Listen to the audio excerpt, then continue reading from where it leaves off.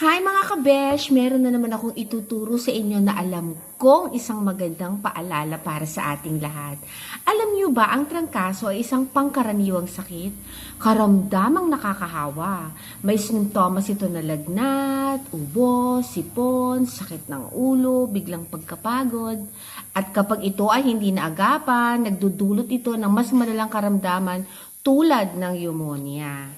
Alam niyo ba na meron tayong pwedeng itulong sa ating katawan para maibsan ang sakit sa trangkaso? Ano po yun? Kailangan uminom tayo ng maraming tubig sapagkat ang tubig ay tumutulong na magdinis ng mikrobyo sa ating katawan. Ayan.